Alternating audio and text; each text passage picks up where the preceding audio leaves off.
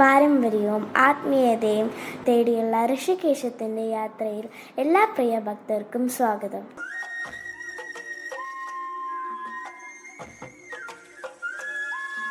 ശരണം വിളികളാൽ ഭക്തി നിർഭരമായ മറ്റൊരു മണ്ഡലകാലം കൂടി വന്നെത്തി. കലിയുഗവരദനായ ശബരിമല അയ്യപ്പന്റെ ദർശന പുണ്യം പൂർണ്ണമായി ലഭിക്കണമെങ്കിൽ വ്രതാചര്യവും മറ്റു ചിട്ടകളും കർശന ക്രമങ്ങളും പാലിക്കണമെന്നാണ് വിശ്വാസം. മറ്റു വ്രതങ്ങളിൽ നിന്നും ശബരിമല വ്രതത്തിന് നിരവധി പ്രത്യേകതകളുണ്ട്.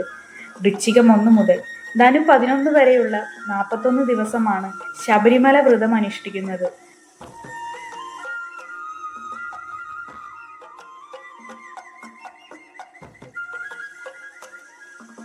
തുലാമാസത്തിലെ തന്നെ വ്രതം അനുഷ്ഠിച്ച് വൃശ്ചികം ആദ്യം തന്നെ അയ്യപ്പനെ കാണാൻ പോകുന്നതും പതിവാണ്.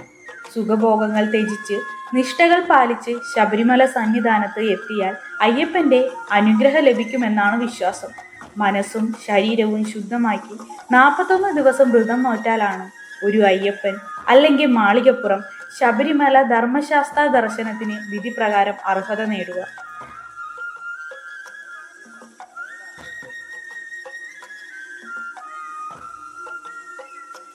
പുണ്യസഞ്ചയനം, ആഗ്രഹ സാഫല്യം, പാപനാശനം തുടങ്ങിയ നിരവധി കാര്യങ്ങളാണ് വ്രതത്തിലൂടെ ലക്ഷ്യമിടുന്നത്.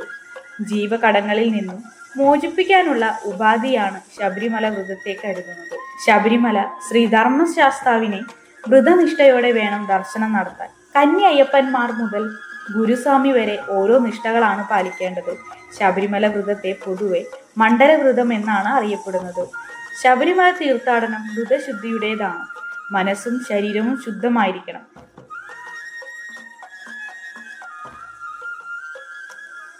വ്രതനിഷ്ഠയിൽ പ്രധാനം ബ്രഹ്മചാര്യമാണ്. മാലയിട്ടാൽ അത് ഊരുന്നതുവരെ ക്ഷൗരം പാടില്ല. വ്രതകാലത്ത് മത്സ്യമാംസാദി ഭക്ഷണം, പഴകിയ ഭക്ഷണം എന്നിവ കഴിക്കരുത്. വീടിന് പുറത്തു നിന്ന് ഭക്ഷണം ഒഴിവാക്കാൻ നോക്കണം. ആരോടും ദേഷ്യം, അസൂയ, വിദ്വേഷം ഇവ തോന്നരുത്. കള്ളം പറയരുത്, പ്രവർത്തിക്കരുത്. വൈകുന്നേരവും കുളിച്ച് ക്ഷേത്ര ദർശനമോ പൂജാമുറിയിൽ വിളക്ക് വെച്ച് പ്രാർത്ഥിക്കുകയോ ചെയ്യണം. വ്രതവേളകളിൽ ലഹരി വസ്തുക്കൾ ഉപയോഗിക്കരുത്. കുറഞ്ഞത് 41 ദിവസത്തെ വ്രതാനുഷ്ഠാനം വേണം മല കയറാൻ എന്നാണ് വിശ്വാസം. എങ്കിലും പലവരും അത് സ്വീകരിച്ചു കൊള്ളണമെന്നില്ല. എന്നാൽ അതിലും കടുത്ത വ്രതങ്ങൾ നോക്കുന്നവരുമുണ്ട്. ആദ്യമായി മല കയറാൻ വ്രതം തുടങ്ങുന്ന ആളെ കന്നി അയ്യപ്പൻ അഥവാ കന്യസ്വാമി എന്നാണ് വിളിക്കുന്നത്. ഒരു പെരിയ സ്വാമി അഥവാ ഗുരുസ്വാമിയെ കണ്ടുപിടിക്കുകയാണ് ഒരു കന്നി അയ്യപ്പൻ ആദ്യം ചെയ്യേണ്ടത്. 18 കൊല്ലമെങ്കിലും മല ചവിട്ടിയ ആളായിരിക്കണം ഗുരുസ്വാമി. അദ്ദേഹത്തിന്റെ സാന്നിധ്യത്തിൽ വൃശ്ചിക മാസം 1-ാം തീയതി ക്ഷേത്ര സന്നിധിയിൽ വെച്ച് മാലയിടുന്നു. അതിരാവിലെ കുളിച്ച് ശുദ്ധമായി കറുത്ത വസ്ത്രം ധരിച്ച് ശരണവിളിയോടെ രുദ്രാക്ഷമാല ധരിക്കുന്നു. മാലയിൽ സ്വാമി അയ്യപ്പന്റെ രൂപം ഉൾക്കൊള്ളുന്ന ലോക്കറ്റ് ഉണ്ടായിരിക്കണം. മാലയിട്ട് സ്വാമിയായാൽ കറുപ്പ്, നീല, കാവി നിറത്തിലുള്ള വസ്ത്രങ്ങൾക്ക് പ്രാധാന്യം കൊടുക്കണം. ഏത് വസ്ത്രമായാലും കഴുകി വൃത്തിയാക്കി ധരിക്കണം.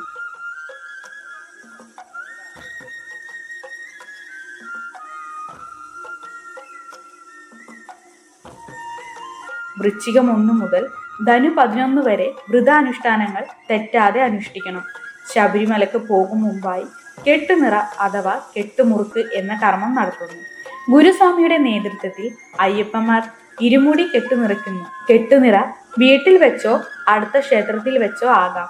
കെട്ടുനിറച്ച് നാളികേരം ഉടച്ച് പിന്തിരിഞ്ഞു നോക്കാതെ ശരണം വിളിയോടെ അയ്യപ്പന്മാർ യാത്ര പുറപ്പെടുന്നു. എരുമേലി എത്തിയാൽ അവിടെ വെച്ച് പേട്ടതുള്ളൽ എന്ന ചടങ്ങ് നടത്തുന്നു. പേട്ടതുള്ളൽ കഴിഞ്ഞാൽ എരുമേലി വലിയ അമ്പലം ശാസ്താ ക്ഷേത്രത്തിന്റെ മുൻവശത്തുള്ള ജലാശയത്തിൽ സ്നാനം ചെയ്ത് ക്ഷേത്ര ദർശനം നടത്തി കാണിക്കയിട്ട് തൊഴുത് നാളികേരമെറിഞ്ഞ് കെട്ടും താങ്ങി സ്വാമിയുടെ കോട്ടപ്പടി എന്ന ആസ്ഥാനം കടക്കുന്നു. തുടർന്ന് പേരൂർ തോട് കടന്ന് കാളകെട്ടി വഴി അഴുതയിലെത്തുന്നു. പിന്നീട് അഴുതാ നദിയിലെ സ്നാനമാണ്. പമ്പാ നദിയുടെ ഒരു പോഷക നദിയാണ് അഴുതാ നദി. കന്നി അയ്യപ്പന്മാർ അഴുതയിൽ മുങ്ങി കല്ലെടുത്ത് വസ്ത്രത്തിൽ തുമ്പിൽ കെട്ടിയിടുന്നു. പിന്നീട് കല്ലിടാംകുന്നിലെത്തി ശേഖരിച്ച കല്ലുകൾ അവിടെ നിക്ഷേപിക്കുന്നു. മുക്കുഴി തീർത്ഥവും കരിയിലം തോടും കടന്ന് അതികഠിനമായ മല കയറി വലിയാനവട്ടവും ചെറിയാനവട്ടവും കടന്ന് പമ്പാ നദിക്കരയിലെത്തുന്നു. അവിടെ വെച്ച് പമ്പ വിളക്കൊരുക്കുന്നു. തുടർന്ന് പമ്പാ നദിയിൽ മുങ്ങിക്കുളിച്ച് പമ്പാ സദ്യ ഒരുക്കും. ഗുരുസ്വാമിക്കുള്ള ദക്ഷിണ ഇവിടെ വെച്ച് നൽകണം. പമ്പാ സദ്യയുണ്ട്. പമ്പയിലെ ഗണപതി ക്ഷേത്രത്തിൽ തൊഴുത് നീലിമല കയറ്റവും തുടങ്ങുന്നു.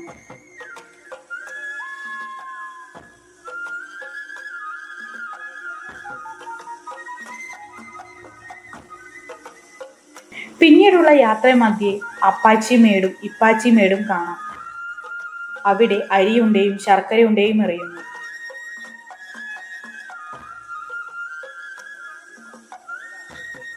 ശബരി പീഠം പിന്നിട്ട് ശരംകുത്തിയിലെത്തി അവിടെ കന്നി അയ്യപ്പന്മാർ ശരംകോൽ നിക്ഷേപിക്കുന്നു. അല്പനേരം കഴിഞ്ഞാൽ പരമപവിത്രമായ ശബരി സന്നിധിയിൽ ഭക്തരെത്തുന്നു.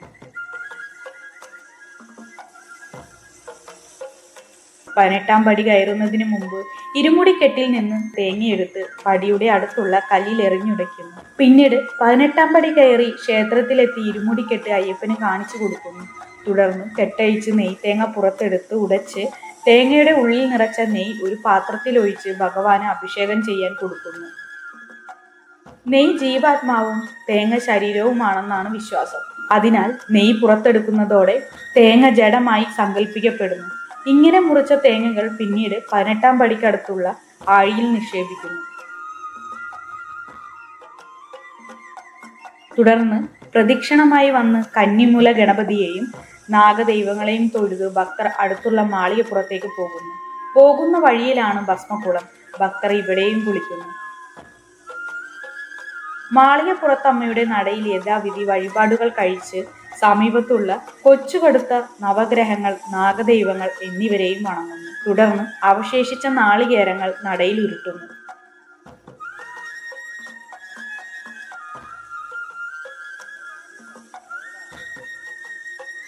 അയ്യപ്പന്റെ മൂലസ്ഥാനമായ മണിമണ്ഡപവും ഇവിടെയുണ്ട്. മണിമണ്ഡപ മുറ്റത്ത് നടത്തുന്ന പറക്കൊട്ടിപ്പാട്ട് പ്രശസ്തമാണ്. വേലൻ സമുദായത്തിൽപ്പെട്ടവരാണ് ഈ ആചാരം നടത്തുന്നത്. സ്വാമിമാരുടെയും മാളികപ്പുറങ്ങളുടെയും സമസ്ത ദോഷങ്ങളും ഇതോടെ തീരുമെന്നാണ് വിശ്വാസം. പിന്നീട് വീണ്ടും അയ്യപ്പന് മുന്നിലെത്തി വണങ്ങുന്ന ഭക്തർ അരവണ പായസവും ഉണ്ണിയപ്പവും മറ്റും പ്രസാദമായി വാങ്ങി മടക്കയാത്ര തുടങ്ങുന്നു. വീട്ടിലെത്തി കുളിച്ച് ശരണം വിളിച്ച് മാലയൂരുന്നതോടെ വ്രതം അവസാനിക്കുന്നു.